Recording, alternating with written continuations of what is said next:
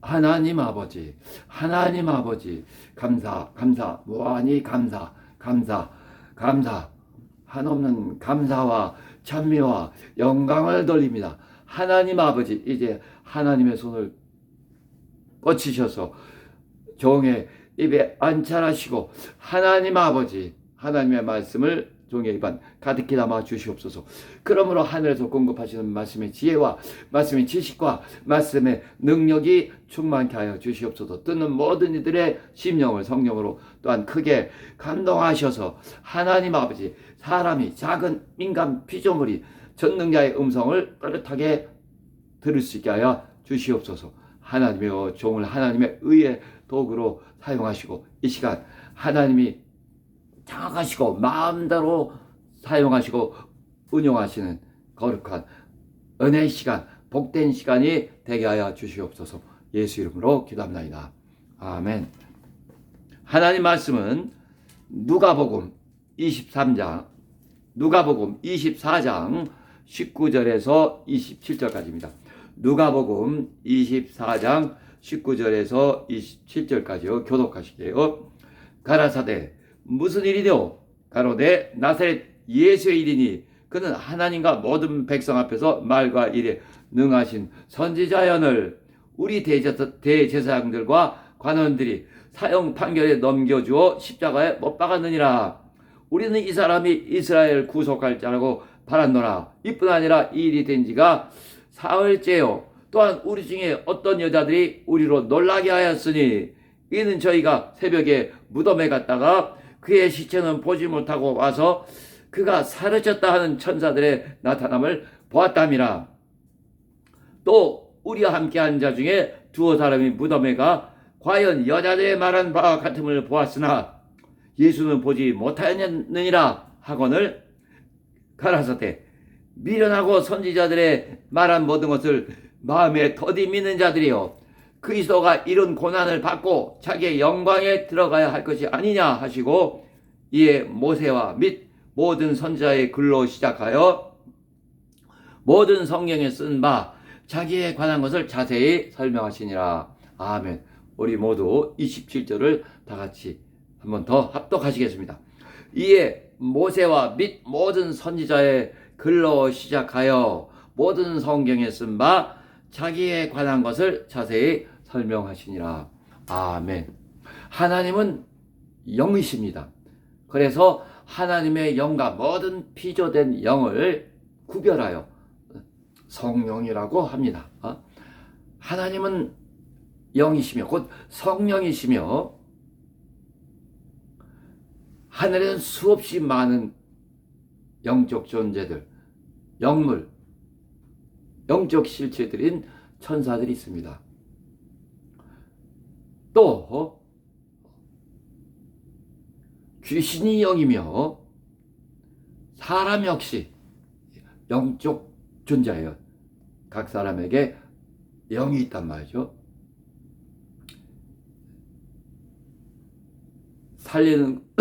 살리는 것은 영이니 육은 무익하니라. 내가 너에게 한 말이 곧 영이요 생명이라 하신 것처럼 요한복음 6장 63절에서 하나님의 말씀이 또 영입니다. 하나님의 일도 영적인 일이에요. 영적인 일.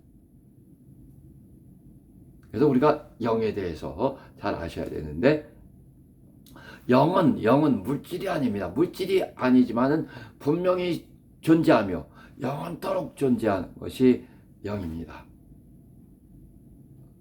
그래서 우리는 또 영감을 말해요. 영감을. 영적인 감각. 우리 이 육체의 오감이 있죠. 이건 육체의 감각입니다. 육적.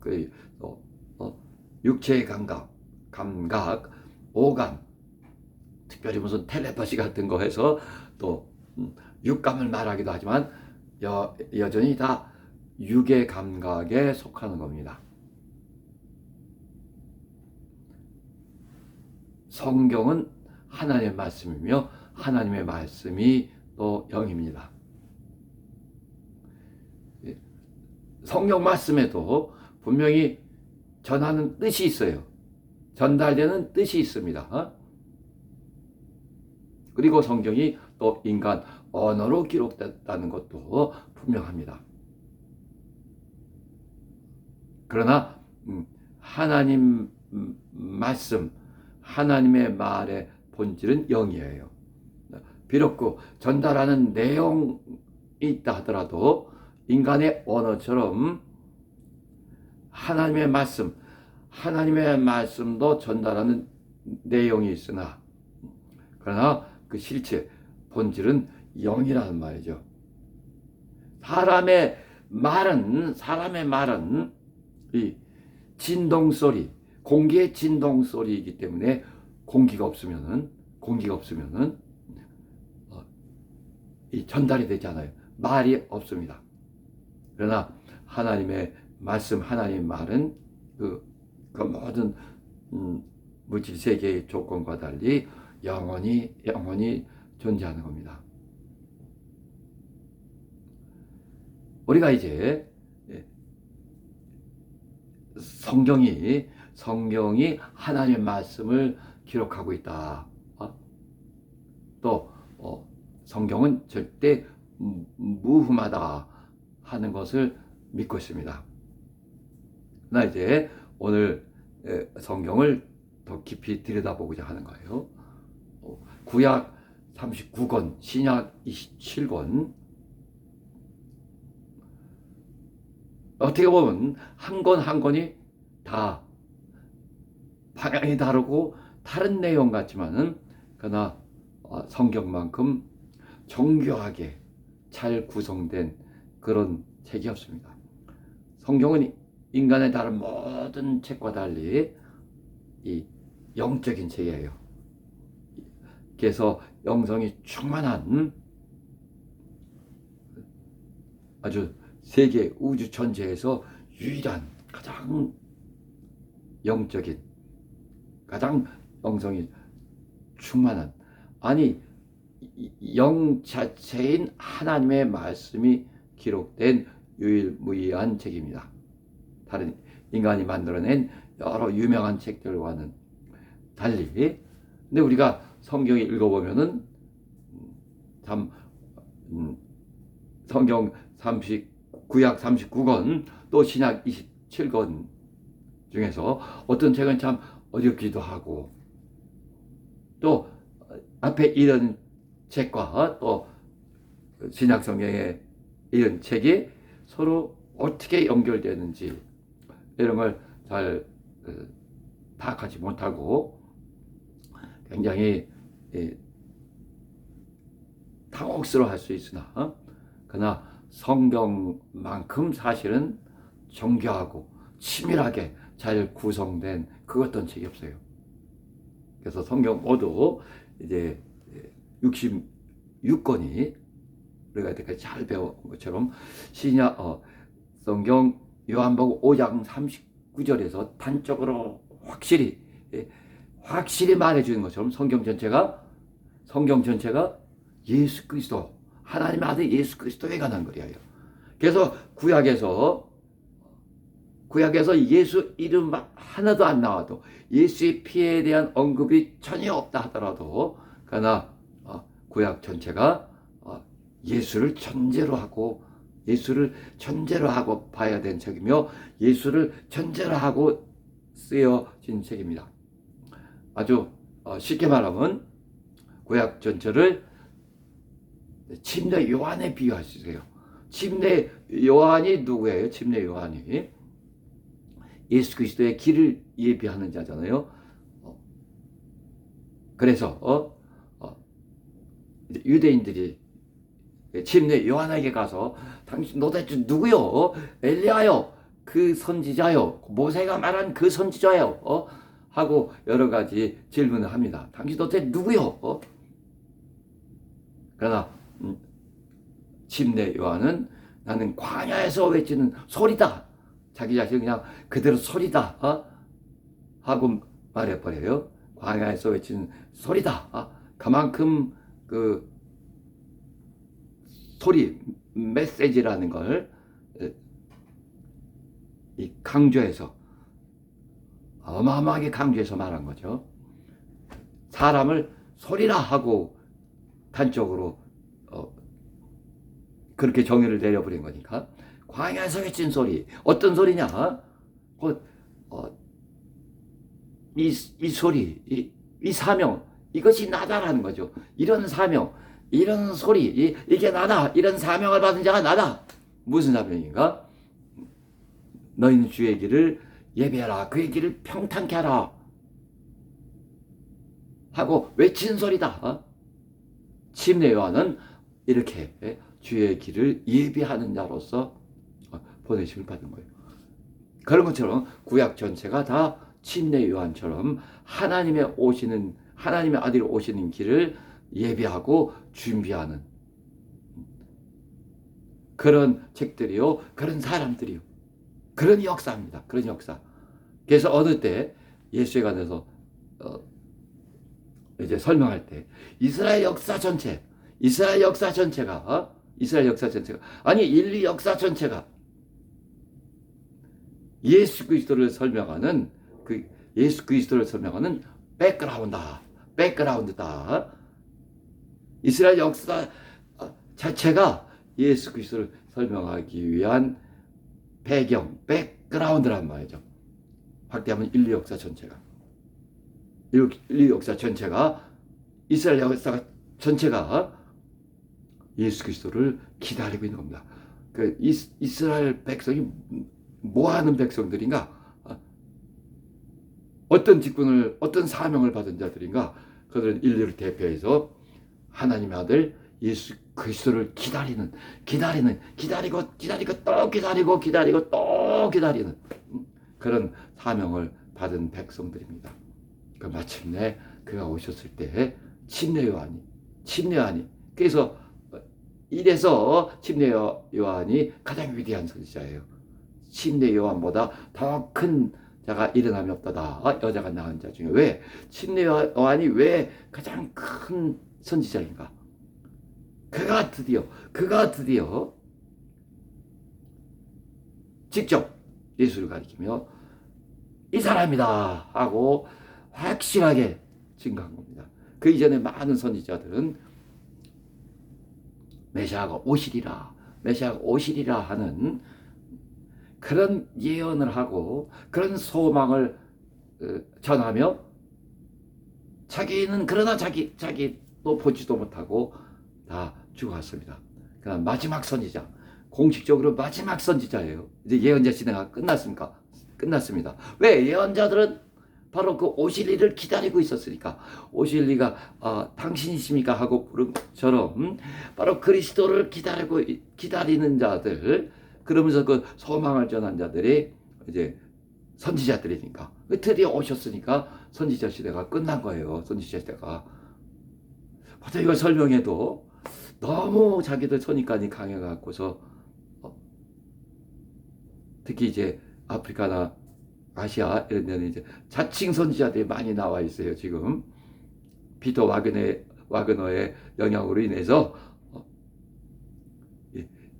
이전 시대처럼 사도가 있고 또 선지자가 있어야 된다 해서 선지자들이 많이 자기를 선지자로 하는 사람들이 많이 나타나 있습니다. 우리 이 변형 현상에서 예수 그리스도의 모습이 변화는 아니죠. 변형된 그 산에서 예수 그리스도의 모습이 이렇게 빛나게 바뀌었죠. 그때 모세와 엘리야가 나타납니다. 모세와 엘리야. 모세는 율법을 대신하는 자예요. 이스라엘에게 율법을 전해준 이스라엘 신앙의 어머니라 할 수 있습니다. 엘리야는 선지자의 화신입니다. 모든 선지자들 대표하는 그가 엘리야입니다. 그런데 예수 앞에서 그들은 없어졌어요. 그들은 사라졌어요. 그들은 사라져야 되는 겁니다. 왜? 그들의 임무가 다 끝났으니까. 율법은 이제 이 성전 짓는 법을 가르치고 율법 역시 하나의 비유로서 그 성전 자체가 예수 그리스도에 대한 참 성전, 하늘에서 오시는 참 성전의 비유로서 예수 그리스도를 기다리고 있는 거죠. 선지자들 역시 예수 그리스도의 기다리며 그의 오시는 길을 준비하던 자들인데 드디어 오셨으니까 그들은 사라져야 되는 거예요.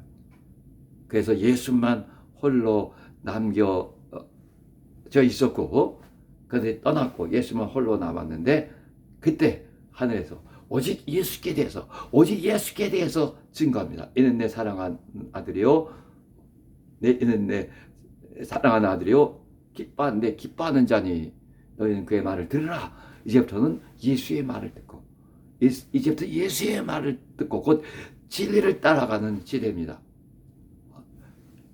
다른 말로는 율법의 시대의 종언, 율법 시대의 종막, 또 선지자 시대의 끝을 말하는 거예요. 다 끝났고 정말 성령이 오시고 예수를 증거하는, 쉽게 또 단적으로 말하면 예수 부활의 증인의 시대가 시작된 겁니다. 시작되는 거예요. 곧 이어서. 그래서 사도행전 1장 8절에서도 오직 성령이 임하시는데 왜 성령을 예루살렘을 떠나지 않고 기다려야 되는가? 제자들이 고등학교 3년 동안 예수 그리스도와 동락하면서 많은 것을 배웠어도 그들에게 절대 예루살렘을 떠나지 말라 하십니다. 그리고 하신 말이 오직 성령이 너에게 임하시면 너희가 권능을 받고 성령을 임하시면 권능을 받고 성령이 임하시면 무엇을 받고? 오직 성령이 임하시면 너희가 권능을 받고 그래서 성령이 임하시면 권능이 임하고 그래서 그 권능으로 오라는 얘기죠. 그 권능으로. 오직 성령이 임하시면 너희가 권능을 받고 예루살렘과 온 유대와 사마리아와 땅끝까지 이르러 내 증인이 되리라. 예수 그리스도의 증인이 되는 것입니다. 예수 그리스도의 부활의 증인의 시대가 드디어 이제 개막된 거예요. 율법의 시대가 또 선지자의 시대가 끝난 겁니다. 자, 우리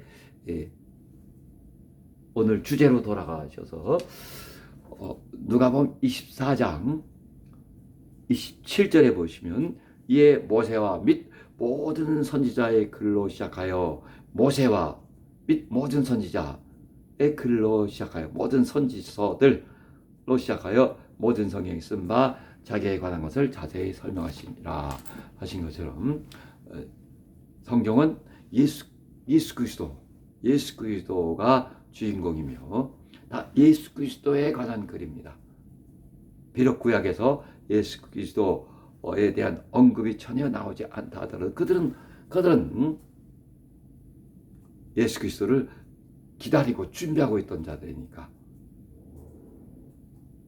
그래서 쉬운 예로 말하면 모세나 다윗이나 또 여러 중요한 인물들이 다 이러저러한 모습으로 예수 그리스도의 그런 비유 또는 예표로서 등장하는 것이죠. 근데 이렇게 복잡하게 보이고 66권이라는 많은 책들이 하나로 묶여졌지만은 굉장한 통일성, 그 어떤 책도 따라올 수 없는 통일성을 갖추고 있고 또 굉장히 치밀하게 완벽하게 그렇게 구성되어 있습니다. 오늘 간단히 말씀드릴 수 있는 것은 성경은 4단원으로 4단원 구성되어 있다.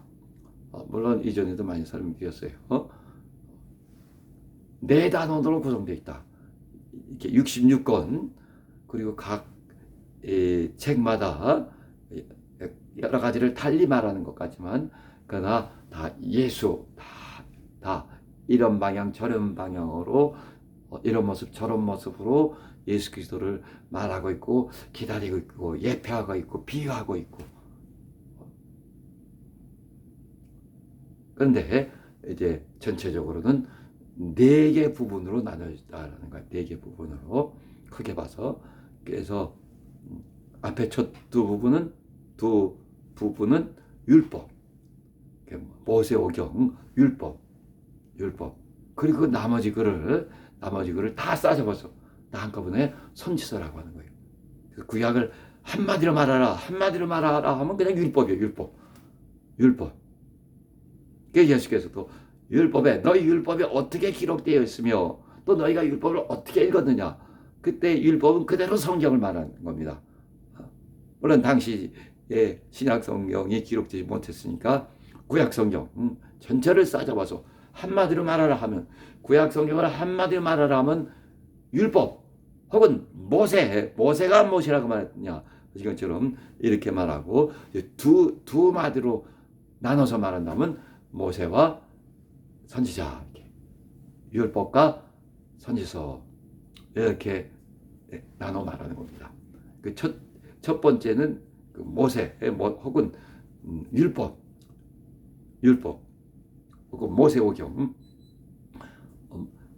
율법과 선지자지만은 이 우리가 참 깊이 생각하셔야 될 것이, 이 율법은 그러니까 모세오경으로 대표되는 율법은 시내산에서 모세가 가감없이 그대로 하나님이 말씀하신 것을 그대로 받아 기록한 것이기 때문에 이것은 절대 건드릴 수 없다는 겁니다. 다른 말로 하면 절대 권위. 이제 절대 권위가 있다는 거예요. 이제 신약에 와서는 복음, 사복음서가 있죠. 복음과 이제 서간문들, 중간에 이 역사서라고 할 수 있는 그런 사도행전도 있고 계시록도 있고 하지만, 이 신약 성경도 딱 두 마디로 말하라 하면 이 복음과 예수 그리스도의 생애에 대한, 예수 그리스도에 관한 복된 소식, 복음은 그야말로 복된 소식이란 말이죠. 이 예수 그리스도의 생애에 그에 관한 복된 소식, 복음과 또 그 뒤에 모든 글들을 한마디로 다 한꺼번에 다 싸잡아서 뭐라고 할 수 있냐면 증거, 그를 증거하는 글들이다 해서, 우리 서간문 이런 말은 많이 들었는데, 편지서, 서간문 이렇게 말할 수 있지만은 이제 보다 큰 범위로서 증거서들이라, 이렇게 편지들이 다 증거하는 거니까, 예수 그리스도에 관한 그 제자들의 증거 기록들이니까, 성경 전체를 율법과 선지자 또는 선지서, 율법과 선지자, 또 신약을 복음과 증거서, 뭐 편지서, 서간문 해도 크게 봐서는 문제가 없고요. 이렇게 네 단원으로, 네 부분으로 분류할 수 있는 겁니다. 그러나 좀 더 깊이 들여다보면 영감이라는 문제를 말할 수 있고, 또 권위에 대해서 말할 수 있습니다. 자, 오늘은 권위보다는 조금 더 영감에 대해서 말하는데, 디모데후서 3장 16절 봐보세요. 디모데후서 3장 16절. 디모데후서 3장 16절. 굉장히 유명한 말씀이에요. 그래서 우리도 잘 읽으셔야 됩니다. 모든 성경은 성경 66권 전체가 다 하나님의 감동으로 된 것으로, 곧 하나님의 성령의 감동으로 된 것으로, 이걸 다른 말로 하면 영감을 받아 기록한 것으로 이렇게 설명할 수 있어요. 교훈과 책망과 바르게 함과 의로 교육하기에 유익하니.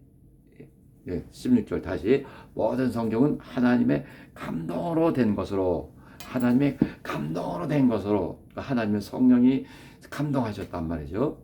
그 성경 저자들을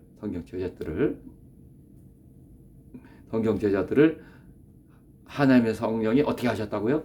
감동하셨단 말이죠. 감동하셨어요. 그 저자들을.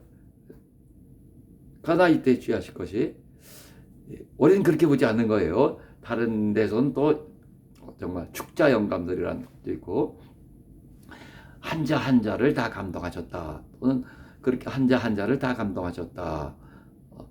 그래서 말하자면 이 받아쓰기 한 것이다 라는 이런 말이 보여요. 그러나 받아쓰기 한 것이 아니라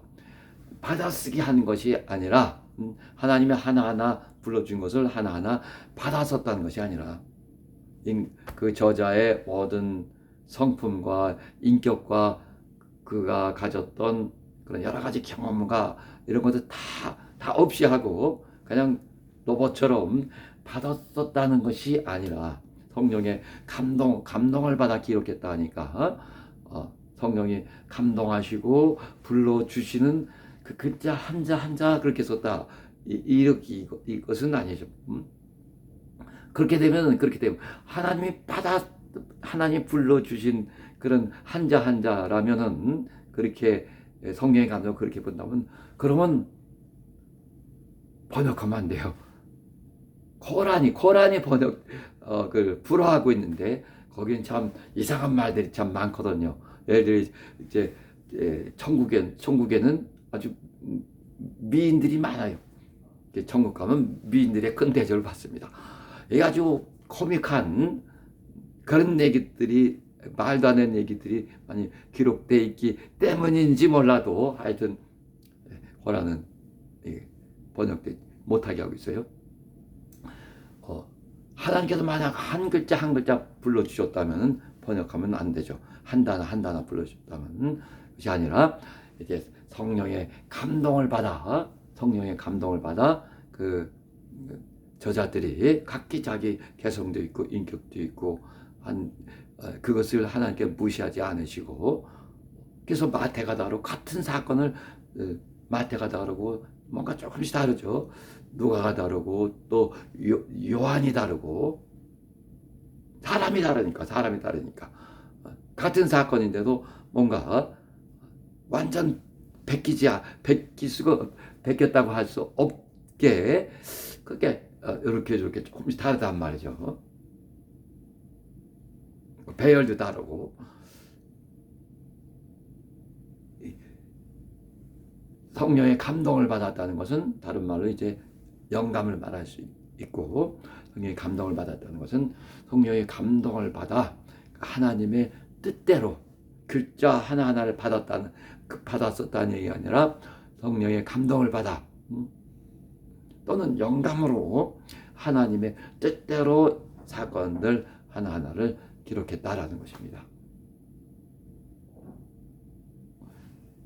그랬을 때 이제 다시 모세오경과 선지서, 모세오경으로 돌아가면, 모세오경은 이제 하나님께서 말씀하신 대로 모세가 가감없이 그대로 하나님의 말씀을 그대로 기록한 책들이기 때문에, 하나님 말씀이 그렇게 가감없이 기록된, 그 가운데 그대로 기록된 책들이기 때문에, 그것은 이제 누구도 건드릴 수 없는 거죠. 건드릴 수 없는 거예요. 그래서 이제 모세오경의 권위를 다른 성경의 권위보다 이제 크게 보는 거예요. 권위의 차이를 인정하는 거예요. 권위의 차이를. 또 이제 복음서에서는 예수께서 말씀하신 그 말씀이 그대로 기록되어 있어요.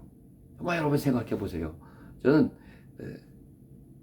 성경을 이렇게 지나가면서도 성경을 이렇게 듣게 되고, 또 뭐 하면서도 성경 틀어놓고 듣기도 하고 하죠. 이것도 집중해서 읽을 때도 있고, 그렇게 초집중해서 읽지 못할 때도 지나가면서 이렇게 MP3를 통해서 들을 때도 참 놀라워요. 참 놀랍고, 그러니까 그 성경 내용, 말씀하신 내용도 그렇지만은 참 놀랍고 참 신기하고, 정말 뭐라 표현할 수 없이 어마어마한 일이다. 나 정말 더 진지하고 더 집중해서 읽고 들어야 되는데 하면서 참 놀라움을 정말 어마어마한 감당할 수 없는 놀라움을 금치 못합니다. 왜냐하면요, 여러분, 왜냐하면 우리는 바이러스 얼마나 작은 줄 알잖아요. 인간이 하나님의 크기에 비하면 인간은 정말 아무것도 아니거든요. 예? 아무것도 아닌데 그 크신 하나님이, 큰 높으신 하나님이 인간이 되셔서 인간 세상에 직접 나타나셔서 이러저런 말씀하신다는 것 자체가 얼마나 놀랍고 얼마나 충격적인가. 그래서 그 말씀하시는 말을 우리가 얼만큼 진지하게, 얼만큼 겸손하게, 얼만큼 두려워 떨며 받아들여야 될 것인가. 이걸 많이 생각해도 가늠이 제대로 안 되죠. 정말 이렇게 들어도 되는가 할 정도로 이렇게 함부로 읽고 함부로 이렇게 들어도 되는가. 물론 어떤 말씀은 빨리빨리 파악이 안 되고 빨리빨리 들어오거나 이러지 않은 말씀들도 얼마든지 있죠. 그러나 그 크고 높으신 하나님이 나한테 작은 피조물인 인간, 작은 인간. 우린 지금 세계 사역이라고 거창하게 말하면서 세계를 돌아다니고 있어요. 60개국 돌파했다. 우리가 생각하는 이 지구도 다 돌기도 너무 힘들단 말이죠. 비행기 타고 돌고 또 그 나라를 다 밟아보고 지나간 것도 아니고 아주 극히 작은 그 면적에 비해서는 거의 무의미하죠. 작은 지역을 방문하고 또 복음을 전하고 다시 돌아오고 하는데 이 작은 지구라는 혹성 하나 우리가 다 돌지 못하잖아요. 평생을 다 날린다 하더라도 얼마나 우리가 작냐 말이죠. 하나님이 얼마나 크시냐 말이죠. 우리 신앙이라는 것은 이걸 알아가는 과정이에요. 내가 얼마나 작고 얼마나 보잘것없는가. 여러분 작은 모기떼들, 작은 개미, 버러지들, 조그만 것들 있죠. 정확한 이름 몰라도 조그만 그런 생명체들 우리가 그냥 지나가면서 쓸어버리기도 하고 물로 끼얹어서 다 날려버리기도 하고 별로 그들의 생명에 대해서 우리가 큰 의미를 두나요? 너무 작고 너무 미무리고 어떤 것은 우리에게 해를 끼치고 하니까 정말 인간은 그것들보다 더 작고 별 볼 일 없는 그런 작은 생명체에 불과하지만 크고 높으신 한없이 높으시고 한없이 크신 그분이 인간에게 인간의 형체를 입고 인간으로 나타나셨다는 것은 그리고 우리 인간이 들을 수 있는 언어로 말씀하셨다는 것은 너무나 충격적인 사실이죠. 네? 너무 충격적인 사실이고 이걸 어떻게 감당할 것인가 하는 거예요. 복음, 그건 충격적인 사건 자체인 복음, 예수 그리스도에 관한 복된 소식, 그의 공생애를 담고 있는 이 복된 소식의 책들, 이 복음서 역시 그 권위가 다른 겁니다. 권위가 다른 겁니다. 다른 그 성경의 다른 책들에 비해서. 그래서 권위, 성경 각 책에 사실은 권위가 다르고, 또 그 저자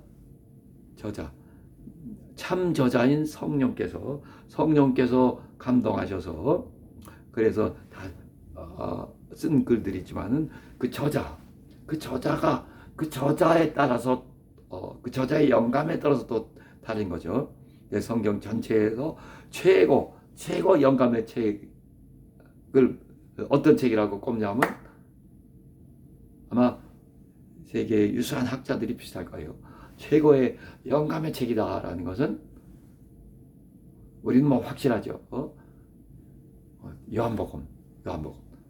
또 많은 사람들이 이제 로마서에 열광하지만, 로마서는 영감보다는 그 내용, 영감보다는 거기서 이제 드러나는 이 바울의 그 설명들, 영감 자체보다는 그런 것들에 의해서 많은 사람들에게 크게 감명을 주고 놀라움을, 충격을 주고 했던 것입니다. 하여튼 성경 각 권의 권위가 다르고 그 저자에 따라서 영감이 달라요. 영감이 달라요. 그 100년 동안 자기 믿음을 굳세게 지켰던 자, 또 3년 동안 예수 그리스도와 같이 동고동락하고 그의 가르침을 듣고 이제 성령을 받고, 그다음에 온갖 이 핍박 가운데서도 자기 믿음을 끝까지 지켜낸, 그래서 100살을 산 사람과 또는 이제 양을 치다가 이 뽕나무를 치다가 그다음에 부르심을 받아서 일주일 선지자 역할을 했던 사람, 예를 들면 그런 그 영감이 다르죠.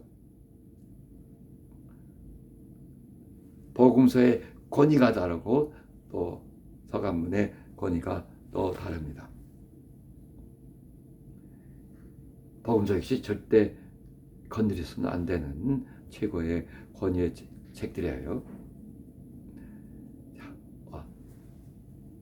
결론은 우리는 이 영감, 성경이 이 최고의 영성의 책이며, 이 저자들 한결같이 큰 영감의 사람들이 기록한 것이기 때문에 영감이 없으면 아무리 많은 그런 성경에 관한 연구소들, 코멘터 같은 것들을 아무리 많이 읽어도 이게 머리만 무겁게 할 뿐이죠. 이성만 더 크게 할 뿐입니다. 머리만 더 크게 할 뿐이지 내 믿음과는 오히려 믿음은 다 잃어버릴 수도 있어요. 또 영감, 다시 영감이 있어야 된다는 거.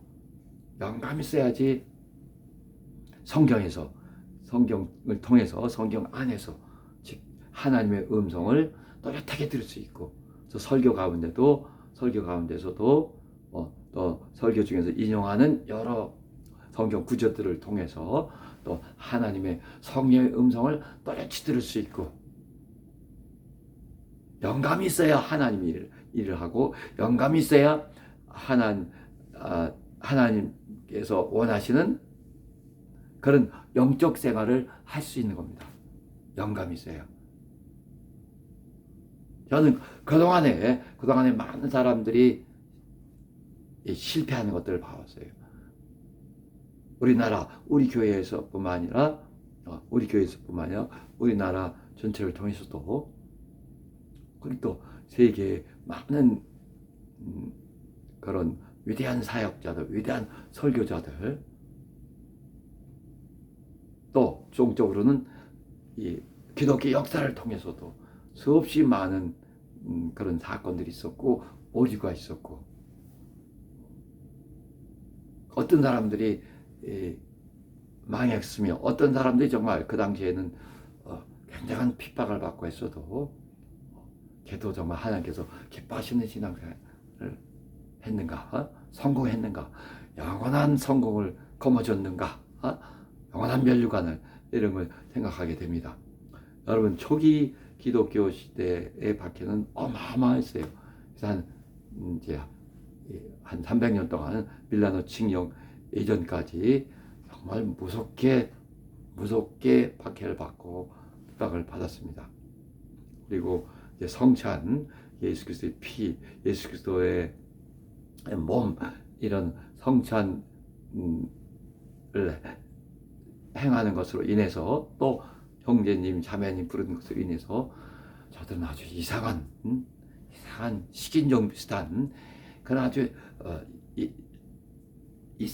이상한 자들, 또 근친상간, 이런 오해도 받고, 형제님 자매님 하니까 굉장한 그런 누명도 뒤집어 쓰고, 사자밥이 되기도 하고 물고기밥이 되기도 하고 별일을 당했습니다. 다 당했습니다. 로마에 큰 화재가 났을 때는 이상하게 또 그때 이제 그리스도인들이 거주했던 그 지역들만 그렇게 화재를 모면했다 그래요. 그런 것 계기로 해서 네로가, 그 다음에 또 그 이후의 황제들도 뭔가 자기들 희생양이 필요할 때마다 크리스찬들을 가두고 죽이고 별짓을 다 했습니다. 그 이후의 역사도 여러 가지 정말 가짜와 진짜가 갈라지는 그런 사건들이 많았고, 또 실제적으로 우리의 실패와 영원한 승리, 그것을 또 봅시다. 누가 망하는가, 저는 보니까 아무리 위대한 사람이건 또 덜 위대한 사람이 누가 망하는가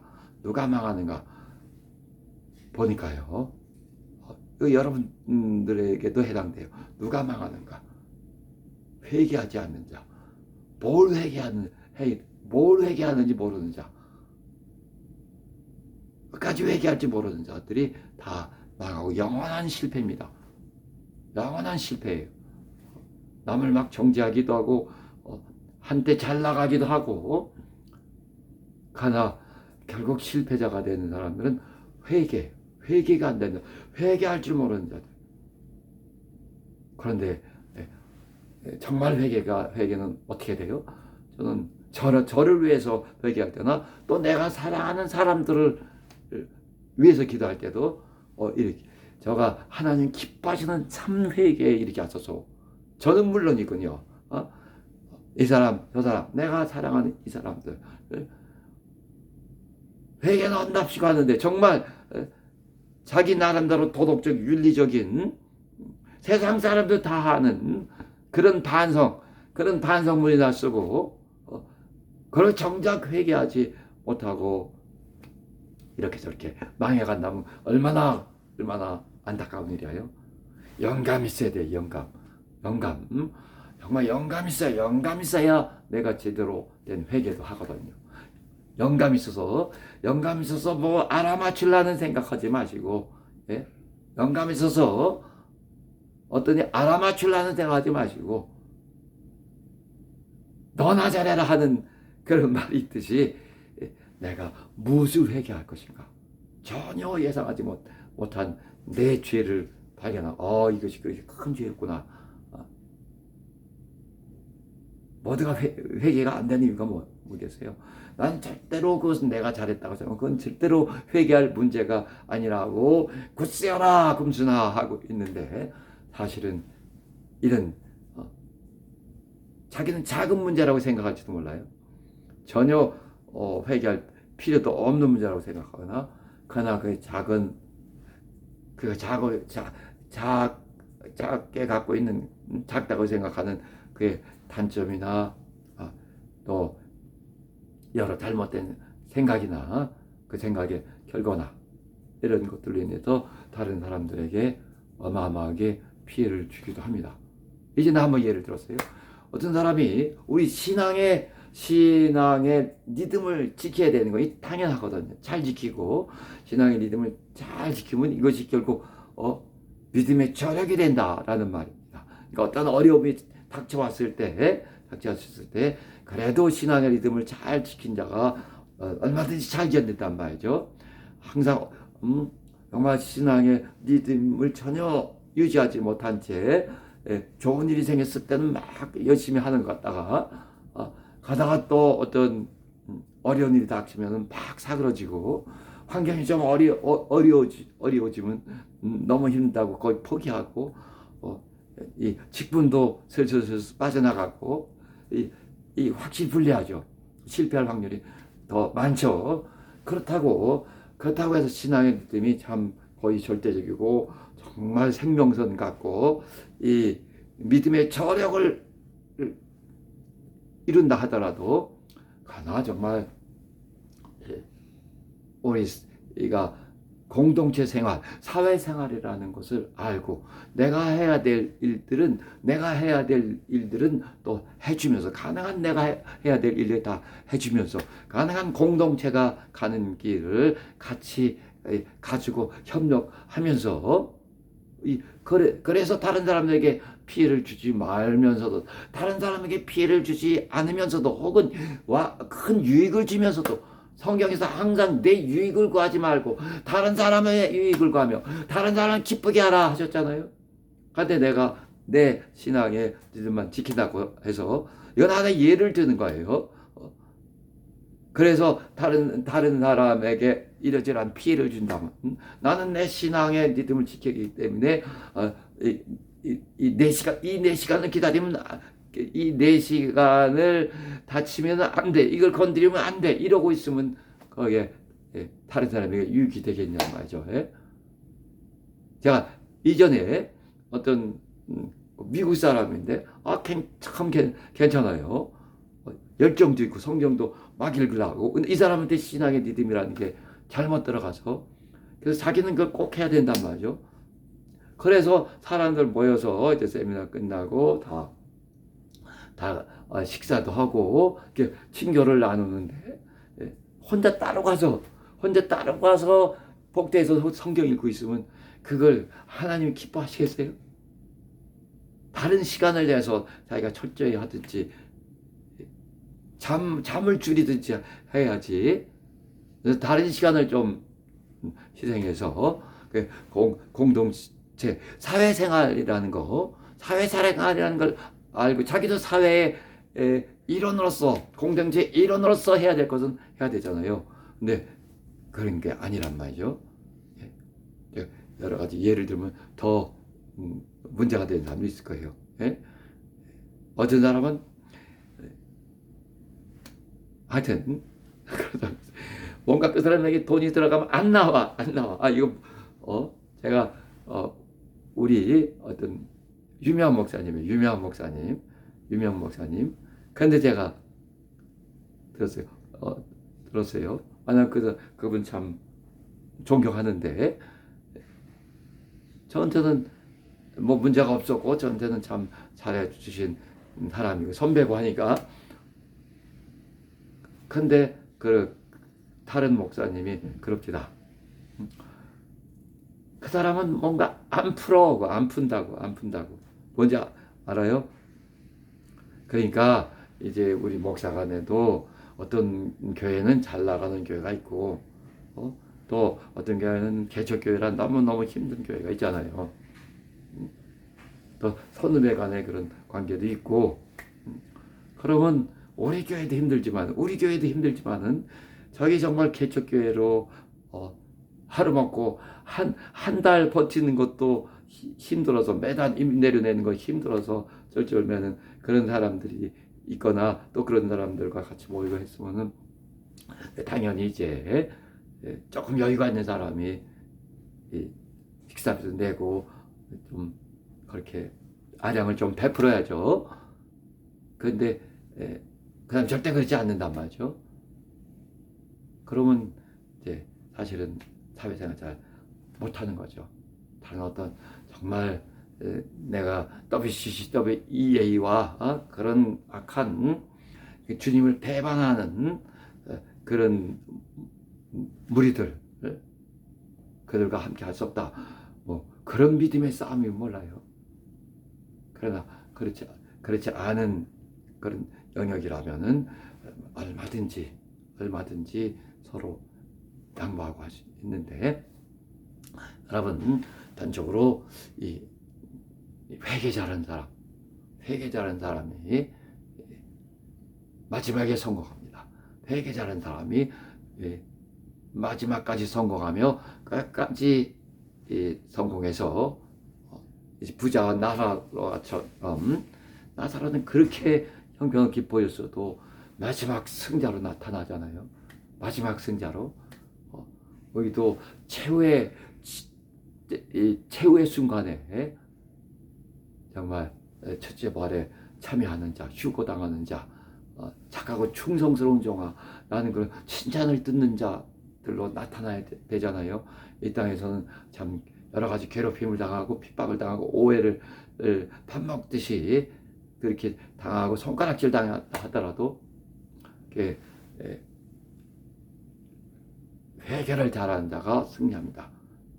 그 이면에는 영감, 참 영감은 알아맞추는 데 있는 것이 아니라 내가 나를 바라볼 수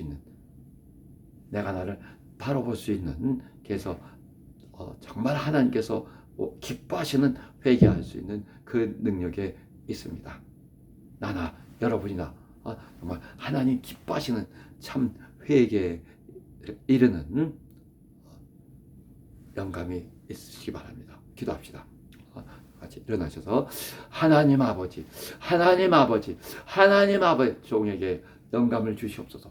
종에게 영감을 주시고, 하나님 아버지 종에게 더욱 큰 영감을 주시고, 영감 있어 믿음 있게 하시고, 하나님 아버지 영감 있어 내가 나를 바로 보게 하시며, 하나님 아버지 영감 있어 내가 나를 깊이 바로 성찰할 수 있도록, 하나님 아버지 영감 있어 내가 참 회개에 이를 수 있도록, 하나님 기뻐하시는 참되고 정직한 회개에 이를 수 있도록 하나님 나라를 도우시고, 하나님 우리 교인들 한 사람 하나님 아버지 내가 사랑하는 한 사람 제자들 한 사람 모두 하나님이 기뻐하시는 참 회개, 하나님이 기뻐하시는 참 회개에 이르게 하여 주시옵소서. 그럴 만한 영감 있게 하여 주시옵소서.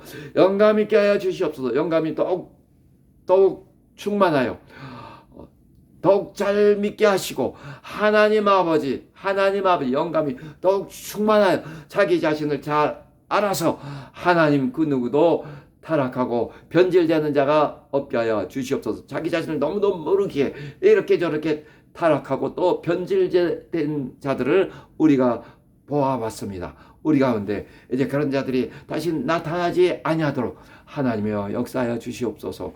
하나님 아버지 오직 영감으로 하나님의 음성을 또렷이 들을 수 있으며, 오직 영감으로 내가 바른 참된 회개, 하나님 기뻐하시는 회개에 이를 수 있다는 것을 알았으니 하나님이 우리 모두가 회개에 능한 자가 되게 하여 주시옵소서. 예수 이름으로 기도합나이다. 이제 찬송 204장 하겠습니다. 그리고 먼저 축도하겠습니다. 이제는 속히 오실 주 예수 그리스도의 은혜와 극진하신 하나님의 사랑과 성령의 감동 인도하심이 밤낮으로 영감을 사모하며 또 깊은 영감으로 성경 안에서 하나님의 음성을 들으며 자기 자신을 바르게 보고자 하는 참된 하나님 기뻐하시는 회개에 이르고자 하는 사랑하는 성도들 영원히 이제부터 영원히 함께 있을지어다. 아멘.